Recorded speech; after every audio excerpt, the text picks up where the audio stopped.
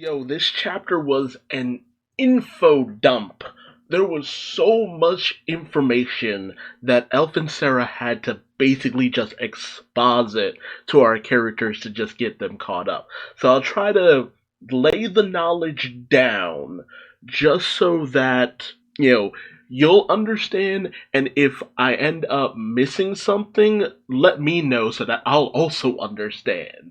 Because it's one of those situations where it's easy to have misread something, overlooked something, not been clear about something. So I want us to get as on the same page about this information as we possibly can be. So, Elf and Sarah, as he ends up transporting Team Natsu to the Great Labyrinth because they demand to go along.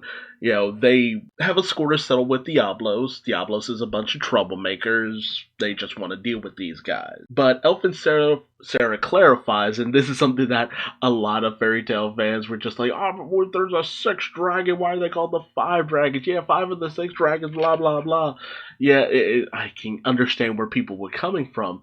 But Elf and Sarah defines it as the sixth dragon is a corpse. He was already dead. He was already slain. This labyrinth is a kind of tomb. So, Diablo's Guild grave robbing as well. But the tomb belongs to the earth god dragon, Dogramag, who was weaker than the others. Like, compared to the other five, he was no match for them, but he was still stupid powerful, which is kind of what I figured. Like, even if he was still alive, the reasoning behind why they're known as the five dragon gods is probably because this dude is just not quite as strong as the rest of them. Like, he gets pretty close, but he wasn't as capable. And it was actually Elf and Sarah who actually slew Dogramag. So, honestly, that's pretty cool, knowing that Elf and Sarah was pretty close to the capabilities of the dragon gods, but of course, he fell short, which is why you have the 100 Years quest. But apparently, during the course of the fight, Dogramag managed to consume Elf and Sarah's heart, which that's the part that I'm kind of unclear on, because Elf and Sarah says that because of his transformation into a dragon, he was able to have something substituted for his heart so that he was able to live on. And he just chalks it up to the weird genealogy of his body and all that. And honestly, that is something within mythical stories that isn't that far-fetched. I mean, hell, you even go to the legend of Iron Fist. He plunged his hand within the molten heart of the dragon Xiao Lao that was contained within a jar. And that's how he gained the Iron Fist. Or Dragon Heart is something like that. It's just like magical creatures, their physiology doesn't play by the rules of regular genetics. That's the way I see it. But one thing that feels unclear to me is the fact that Elf and Sarah makes it sound as though it was one of two things that happened. That Elf and Sarah ended up needing to give up his heart in order to feed it to Dogramag, and that's what helped defeat Dogramag? Or it was Dogramag's last dying act to steal and devour the heart of Elf and Sarah. So I don't know if that's a plot point or if that's something I'm misreading. But what's real interesting is that apparently the corpse of Dramaga or Dogramag, man, this name is just really hard to say. Dogramag. The corpse of Dogramag ended up kind of implanting itself within the land, and it is the thing that produced the massive underground labyrinth, the great labyrinth of Dogra. And Dogramag's corpse still exists within the heart of the labyrinth radiating this magical energy, which is kind of far out that Dogramag's corpse would still have just this great overflowing power. But, I mean, that raises the question of the other dragon gods. Like, would killing them do the same? Would their corpses still radiate power because just how capable they've become? So far, that hasn't really seemed to be the case in any way, shape, or form. So, what is it about Dogramag that makes it so that even post mortem, he's still magically active? It's almost like Hunter x Hunter and post death Nen. The Nen is still active even after you've died. And very in tune with the magical world, various adventurers and wizards have entered the labyrinth to, I guess, either slay the corpse of Dogramag or do something with his body, but very few have ever returned, and those who have stated that the labyrinth seems to be expanding continuously underground, which is kind of far out. Like, it's still growing underground? That's actually kind of creepy to a certain extent. So the labyrinth's entrance was sealed because, I mean, that's dangerous. Who knows what's going on in that labyrinth? It's a mystery, and it's pretty fascinating. A bit contrived to a certain extent, I must agree, but I'm fascinated if Mashima can come up with a good explanation as to why this is happening. And Lucy even exposits the question, do you think Dogramag's body has just been regenerating for the last 100 years?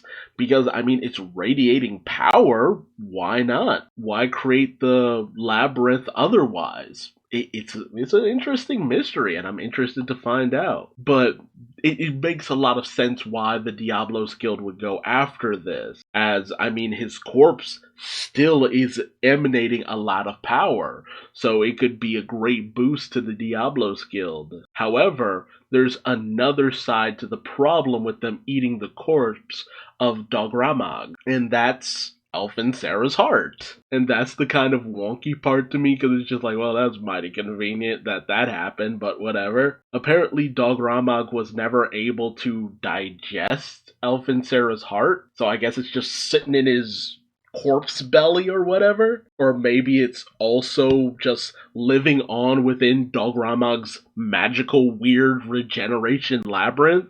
But Elfin Sarah can feel his still beating heart within the labyrinth. Oof, that's ooky spooky. Like, he can just sense his heart still exists out there. Which, if it was just gone, that wouldn't be so much of a problem. But if it's there, and the Diablos Guild manages to find it, they gain his ultimate power, and that's the power of the Law Dragon. And we get it defined by Elfin Sarah himself, is that the Law Dragon, law powers, are able to draw in knowledge, all forms of knowledge, whatever they may be. And that's knowledge of potentially forbidden weapons out there in the world. Weapons that he compared to Etherion and Face, which, yeah, the fact that Fairy Tail has had to deal with both at any given point makes them a little bit cautious. It's just like, oh, that's bad. That is very bad. What kind of weapons are you talking about? It's just like, Elvisara's just like, yeah, if I were to tell you, that would really just undermine me not wanting that knowledge to get out there. But Elvisara just makes it known that the power of Dogramag is dangerous, and the knowledge of the Law Dragon's heart is also dangerous. So it's a twofold danger. But if anybody could reach the heart of the labyrinth, it might just be the Diablos Guild. So this is their mission: stop the Diablos Guild from gaining power that might really cause harm to the world. And Natsu reassures them that they can take care of the job. Elfin Sarah gives Natsu this look that I can't tell if it's Elf and Sarah being relieved or overjoyed by the reliability of Natsu, or if he's pondering something involving Natsu. It's kind of hard to say. But as they get close to the labyrinth, they notice two figures outside, and oddly enough, it's Gajiel, Laxus, and Panther Lily as well is also there. And when they ask Gajiel and Laxus how they got there, why they're there, they're just like, dude, your guess is as good as mine. We just kind of were here before we even realized. Which raises the question of, is this Celine's doing? How would she even know to get Laxus and Gajiel, of all people? I don't remember them meeting her, so why did she target them? Is it just because they're dragon slayers? But it is kind of cool to have them involved on the mission a little bit further. Although it is kind of a bummer that Juvia wasn't brought along for the ride, but Celine reveals herself to them in all of her gorgeous dragon beauty. And when Elf and Sarah questions why she's here, she brushes it off saying that she just, come to visit an old friend. And then suddenly the sky goes dark as she says the preparations are complete and that it's time for the ladies and gentlemen of Fairy Tale to play a little game.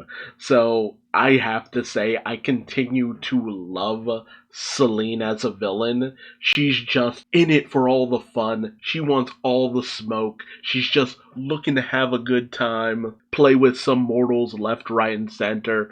She's just jonesing for a fight wherever she can get it. She really is just an incredibly fun villain. And I can't wait to see what she has in store next. Like, what is she up to this time? What kind of problem is she bringing to Fairy Tale now? And why does it involve Gajiel and Lexus? Let me know your thoughts in the comment section below. What is this bitch up to?